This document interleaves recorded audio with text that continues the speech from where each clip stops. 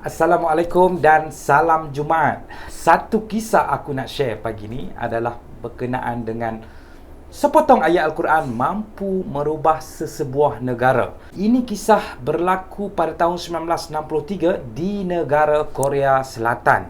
Ketika itu berlaku pilihan raya negara tersebut, yang mana ketika itu negara itu mengalami pelbagai krisis, tidak maju, mundur dan sebagainya. Maka Park Chung-hee memenangi pilihan raya tersebut dan menjawat sebagai presiden negara tersebut.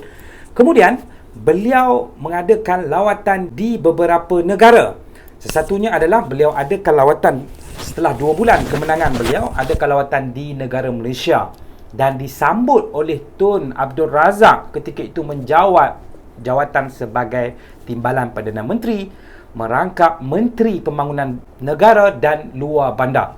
Dan Tun Abdul Razak ni membawa Park Chung-hee ini pergi ke pejabat kementerian. Maka di situ Park Chung-hee melihat sepotong ayat tergantung, yang mana maksudnya adalah di dalam surah Ar-Ra'd ayat yang ke-11, Allah Subhanahu Wa Taala tidak akan mengubah sesuatu kaum melainkan kaum itu sendiri mengubah apa yang ada pada mereka.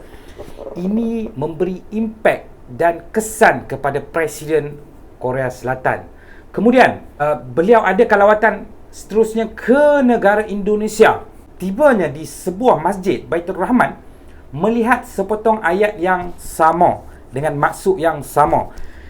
Ayat tersebut menjadi satu inspirasi, aspirasi kepada beliau untuk beliau membawa maksud ayat tersebut ke dalam negara dia. Kemudian ketika itu dia telah sampaikan di dalam satu program, dipanggil program Undung Sumul Undung, macam itulah. Jadi dia berjumpa dengan kabinet dia berjumpa dengan menteri dia, beliau ucap benda yang sama. Beliau mengatakan bahawa umat Nabi Muhammad ini sebenarnya mereka ini Tuhan mereka telah mengatakan tidak akan mengubah nasib mereka sekiranya mereka tidak ubah apa yang ada pada mereka. Jadi dia gunakan kebaikan ayat Al-Quran tersebut dalam negara dia.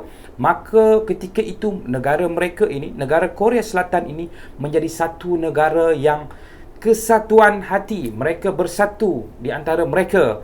Mereka kuat semangat untuk bangunkan negara mereka. Melihat ketika itu juga mereka ada satu tagline untuk mereka bukan melawan kepada negara Jepun, kerana ketika itu negara Jepun adalah negara yang maju.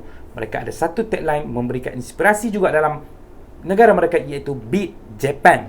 Dengan maksud ayat tersebut, maka negara Korea Selatan kini kita ketahui menandingi negara-negara yang maju dari segi teknologi, budaya dan sebagainya. Kini negara Korea adalah satu negara yang maju, walaupun tidak setanding negara Jepun, tetapi mereka bersaing menandingi negara Jepun.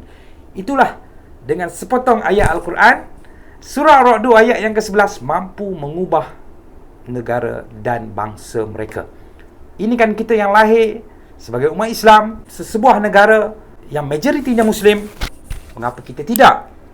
Mengapa negara yang bukan majoritinya Muslim menggunakan kebaikan mafhum daripada Al-Quran sehingga negara mereka boleh maju? Kenapa kita tidak? Jadi renung-renungkan, semoga memberi manfaat.